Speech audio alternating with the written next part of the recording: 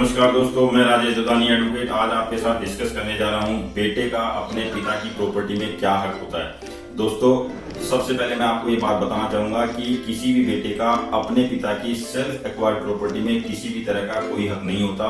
अगर वो पिता अपने जीवन काल के दौरान में अपने द्वारा अर्जित की गई संपत्ति है तो उसमें किसी का अधिकार नहीं है। वो पिता चाहे अपनी सारी संपत्ति गिफ्ट कर दे, डोनेट कर दे या विल कर दे किसी के नाम, तो दोस्तों कोई भी परिवार का जो मेंबर है उसको उससे नहीं वंचित कर सकता। दोस्तों, प्रॉपर्टी एक्चुअल में दो तरह से होती है, एक सेल्फ एक्वायर्ड प्रॉपर्टी और एक एंसेस्ट्रल प्रॉपर्टी। एंसेस्ट्रल प्रॉपर्टी का मतलब ये हो गया कि 4 पीढ़ियों द्वारा किसी पुश्तैनी प्रॉपर्टी अगर किसी के हक में आई है वो एंसेस्ट्रल प्रॉपर्टी कहलाती है। और दूसरी सेल्फ एक्वायर्ड प्रॉपर्टी यानी कि किसी भी व्यक्ति ने अपने जीवन काल के दौरान में अपने पैसे से, अपनी मेहनत से अर्जित की है, वो सेल्फ एक्वायर्ड प्रॉपर्टी।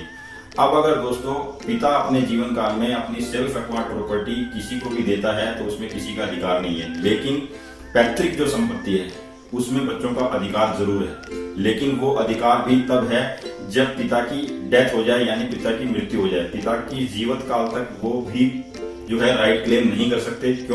क्योंकि वो प्रॉपर्टी भी उसकी खुद की ही मानी जाएगी। लेकिन अगर डेथ हो जाती है तो फिर उस प्रॉपर्टी में बेटा और बेटी दोनों का इक्वल अधिकार होगा। उस केस में दोस्तों अगर वो प्रॉपर्टी पिता ने अपने जीवन काल के दौरान डिवाइड कर दी है तब तो ठीक है, अदरवाइज उस प्रॉपर्टी को हिंदू सक्सेशन एक्ट के तहत में इसको कोर्ट में, सिविल कोर्ट में जाके अपने नाम से करवानी होती है और वहां पे जितने भी उसके दावेदार हैं सबको पेश होना होता है और उसके बाद में कोर्ट के थ्रू सर्टिफिकेट जारी होती है। उसके बाद में फिर आप उस प्रॉपर्टी को म्यूटेट करवा सकते हैं रेवेन्यू डिपार्टमेंट में जाके। यानी कि अगर किसी व्यक्ति ने अपने जीवन काल के दौरान में कोई संपत्ति अर्जित की है तो उसका वो खुद ही मालिक होगा, उसके ऊपर में किसी दूसरे व्यक्ति का अधिकार नहीं है। इसी तरह से दोस्तों अगर दादा की प्रॉपर्टी है तो पोते का भी कोई अधिकार नहीं है। अगर दादा चाहे तो उस प्रॉपर्टी को पोते को गिफ्ट या विल कर सकता है अपने जीवन काल के दौरान में, अगर नहीं करता तो उसकी कोई राइट नहीं है।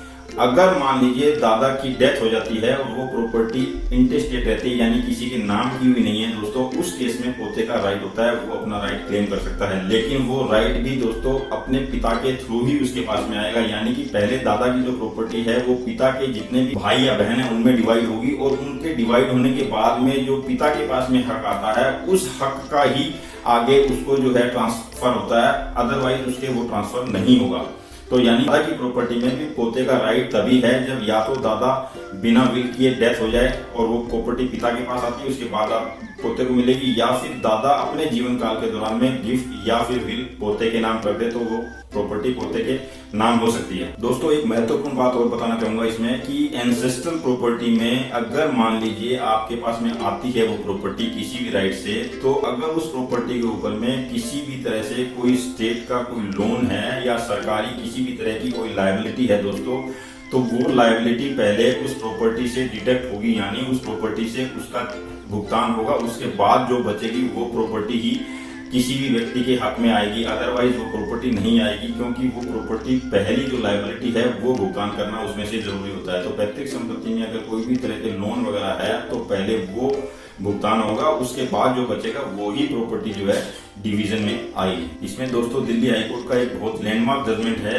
वो ये कहता है कि अगर मान लीजिए माता या पिता की सेल्फ एक्वायर्ड प्रॉपर्टी है तो उनके जीवन काल के दौरान में बेटे बेटी का कोई अधिकार नहीं होगा। और अगर माता या पिता ये चाहते हैं कि वो मेरे साथ रहे या मेरे मकान में रहे तो ही वो उनकी कृपा के कारण उस मकान में रह सकते हैं। अगर वो उनको मकान से निकालना चाहें या बेदखल करना चाहें तो दोस्तों वो उनको मकान से निकाल या बेदखल कर सकते हैं। वहां पर बेटे, बहू या बेटी का किसी भी तरह का कोई अधिकार नहीं होगा, चाहे वो बेटी विवाहित हो, अविवाहित हो, बेटा विवाहित हो या अविवाहित हो।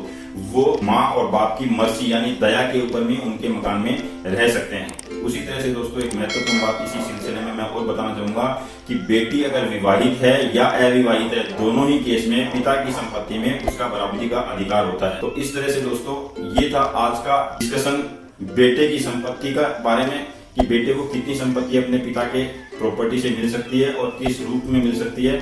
अगले वीडियो में फिर किसी नई टॉपिक के साथ मिलेंगे, तब तक के लिए नमस्कार, धन्यवाद। अगर मेरा ये वीडियो अच्छा लगा हो तो लाइक, शेयर और सब्सक्राइब करना ना भूलें। Thank you.